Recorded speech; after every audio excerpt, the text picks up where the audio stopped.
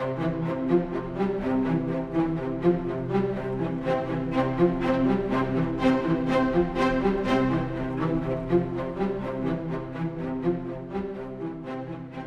my name is Doc Russo, R-U-S-S-O. I'm the wall manager for the Vietnam Traveling Memorial Wall. It's a strictly volunteer position. I don't get paid to do what I do. We travel the eastern half of the country with a 3/5 scale replica of the Vietnam Wall in DC. And then we have a second memorial, which is 9/11, and then Desert Shield through Afghanistan.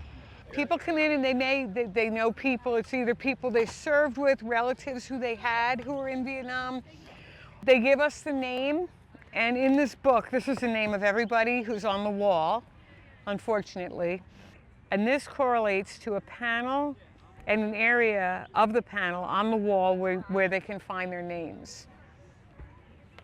So we either guide them, direct them, or whatever. They can put their name, they can write the names. Them. I've seen you help quite a lot of people. Yeah, with these pencils, we do a rubbing, like a relief rubbing of their names so they can take it home with them.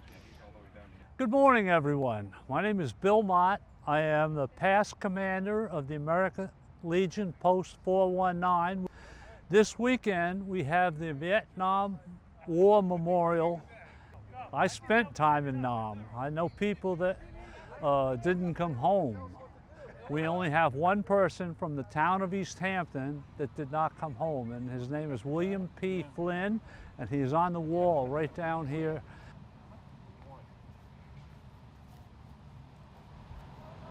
William P. Flynn. Oh, yeah. On Bill Field. I was friends with Pat as we were kids. He got drafted, I got drafted in the Army. He was sent to Vietnam, I was sent to Vietnam, and I was a helicopter gunner, and they called me Gunny. He was opened the door to the helicopter, and the sniper got him in the head.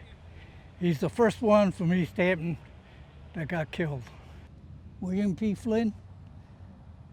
Well, when I was about 19, going to be 20, my friend got drafted, and I said I'm going to go in with him, so I volunteered, went in the service. I ended up down in Fort Gordon, Georgia. I was doing basic training, and I was shipped to Louisiana. I was over there for, what do you call it, combat engineer. I was an engineer, so they sent me over there to engineer, detect mines and, build some bridges and stuff like that at Fort Leonard Wood, Missouri. That's where it was. Yeah, my grandson wanted to come. He was the big guy for doing that. So I brought him over here to show him how many men that we lost for this war. That was, as far as I'm concerned, it ended up to be useless. So I'm not against wars or nothing, but when you leave and nothing happens, what did you stay there for? And I got friends always saying they would go back, but I'm not going back. Garrison, he was a friend of mine from high school who got over there and got killed in Vietnam. Larry Rose was a friend of mine down there. He was on sports with me, basketball game. He ran through the whole high school with me. He lived down the road from me. So, and Pete Conley was the other guy. He was a paratrooper, the nicest guy in the world. We used to go up to Lake Welch with his parachute, hang out up there, drink beers and stuff. They were really great guys, And when it was time to go, they won. Anyway, my name is John Cataletto, and we're here to honor Frank Bengtson, who was brought up in Massachusetts. And he came from a large family. They had 6 or 7 kids, and he was the firstborn, and went to Holy Cross, and then enlisted in the Army and became a helicopter pilot. And then he was, I didn't get the whole story, but he was in combat, and a sniper shot him, and he was killed landing. And so, anyway, his mother, who was my cousin, of course, that you never get over that, I think a lot of people, because of the time passed, they're not connected, unless that you've had somebody involved here, Frank Bengtson, yeah, from Massachusetts. My name is Ed Deyermond from Sag Harbor, Long Island, New York. I'm here with my wife, Bethany. I'm originally from Andover, Massachusetts. and I'm here visiting our cousin, Warren Deyermond, who was killed in July 14th of 1968. Well, most Americans were busy watching a lunar landing on the moon during that period. We had received word that Buster, which is his nickname, had been killed in Vietnam. It was very traumatic for our family, who has a huge military history, especially in the town of Andover, Mass. 7 boys had survived World War II, although numerous uncles of mine and my father were wounded. Buster was the first casualty, was killed in action, and we remember him to this day. Yeah, I am Mel Neulander, originally from Brooklyn. Spent a lot of summers out here with my wife, who unfortunately passed away a few years ago. And when she passed, I bought a place out here. And it's nice to see that veterans aren't neglected. The wall, yeah, very, very sad. My friend Daniel Nye from Indiana died the same day that, if you see, but I'm combat wounded. I almost feel like I'm bragging about it. I'm really not. It just gives me some comfort to show my, I have a couple of Purple Hearts.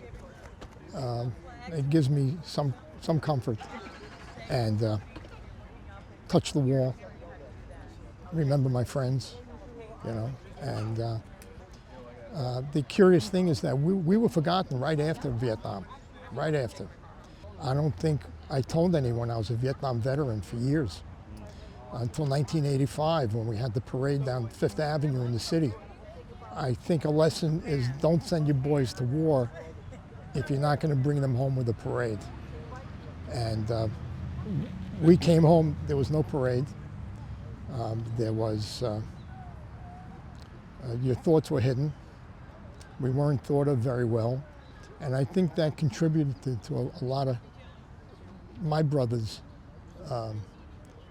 having mental problems, PTSD being the least of it.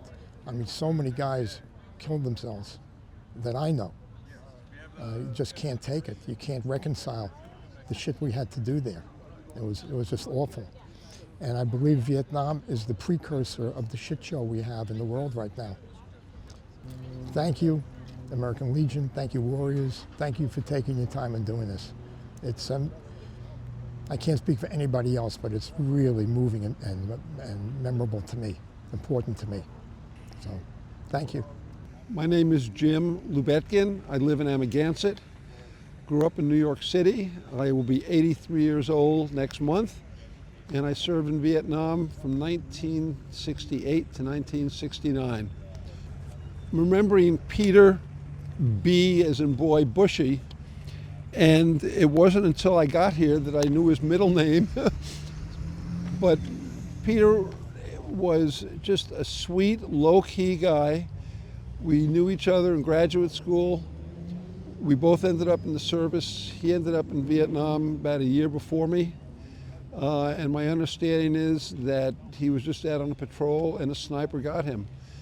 And I've always wanted to remember him. I had an engraving or a rubbing done in the actual wall, and when I came here this time, I just want to pay my respects to him. He was a good man. I'm sorry he never lived long enough to do, I think, all the things he could have done for others in his life. Thank you. Ronald S. Russo, my cousin. I made a promise to his mom years ago before she passed away that as long as I was able, he wouldn't be forgotten. And that's just one of the many reasons I do what I do. He was well, much older than I was. He's probably 15, 18 years older than I. But he was married. He had 3 kids from New York City, born and raised. And he got killed about a month and a half after he was in Vietnam. Small arms fire, just like half the people on the wall. His kids are since grown up. One of them went in the military. So that's just one of the many reasons I do what I do. I have another cousin in the 9/11 panels. It was a lieutenant in the fire department, Thomas Russo. And then 3 of my SEALs on the Grenada panels over here. So all the patches that are in here came from different houses, different guys. The caveman, my father-in-law's retired FDNY. They lost 6 in 9/11. So, you know, everything has a little bit of a meaning or a history. I'm Denis Shea. I live in Montauk, originally from Rockland County. I'm here just looking up a bunch of names. I was in the Navy, and a bunch of my friends were killed overseas. Mark Carter. My first son is named after him, Ronan Carter Shea, and then a bunch of other guys. What does it mean to you to have the memorial for Iraq, Afghanistan here with the wall? It's humbling, and it just lets people not forget. You know, I'm never going to forget, but it's good for the young kids and some of the civilians to come around and see, just to know that that's the reason why we have America, is for people like that.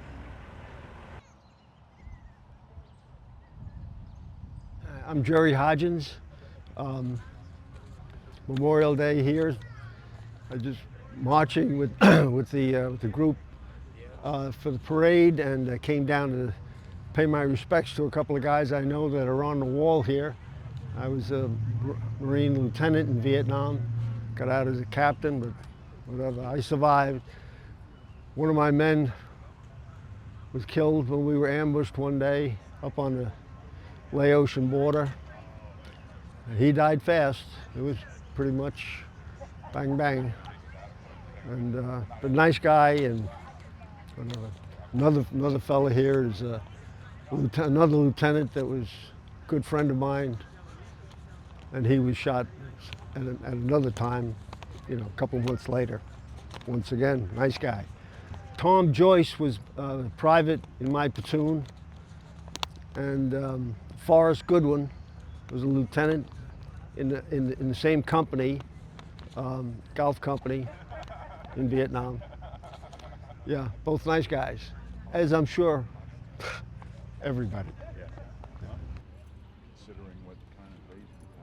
My name is John Tuohy, and I'm here today to honor Joseph M. Lauinger among all of these 58,000 other casualties from Vietnam.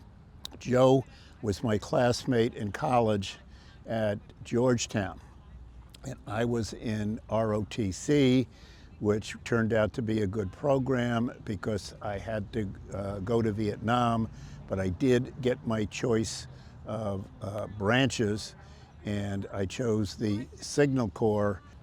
Joe was not as fortunate. He was in the infantry, and he had only been in country maybe 3 months or so when he unfortunately was killed by a sniper.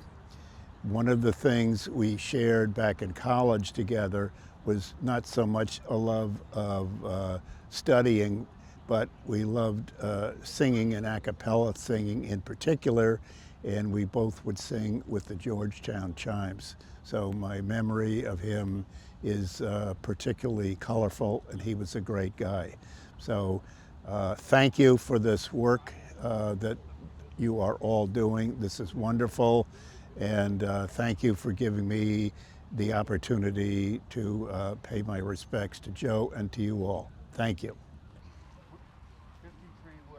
One day I went to the VA in Manhattan, I guess on a claim, and on the second floor they had an exhibit that covered all the wars. Yeah. And I saw a photograph of Tom Keppen. It was in a glass case, and above the photograph was a quotation from a Marine general. I'm going to read it to you. His name is Major General Bruno A. Hochwart, and this was the quotation. He was my commanding officer 3rd Marine Division while I was there.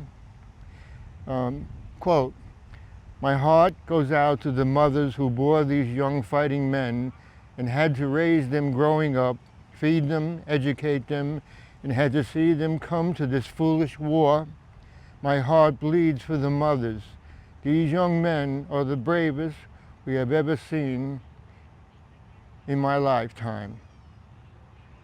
Major General Bruno A. Hochberg was killed in a helicopter explosion on November 14, 1967. But underneath this quote was Lieutenant Keppen just moments before he got killed. I found out that Keppen had been killed on July 7th. And someone had taken a photograph of him. I think it was the radio operator. He was kneeling down facing north, and a few seconds later he was hit directly by an artillery shell, and they say it turned his body inside out. So he had been there since December. I've heard so many personal stories. It's very, very humbling. It's very humbling. But a good experience, an important thing, and I think that everybody who came here walked away with a little something different. Very appreciative, very appreciative of everything. People ask us how come we only do 2 or 3 events and then we go home for a few days, and it's mentally, it's very taxing. You know, listening to the people, their stories, you know, and when you deal with it every day, you know, sure, it helps our healing process as much as it does theirs, but it gets very taxing. It does. But I wouldn't trade it for anything. This is my retirement. I could be home playing golf every day, and instead I'm on the road doing this half the year. Anybody that wants to try to plan a visit for the wall, they can go to the website, which is travelingwall.us. Every place we go is required to have volunteers to help set it up and take it down. I mean, they had a really good turnout. Everybody's positive and happy to see us, and it's nice to have a warm welcome.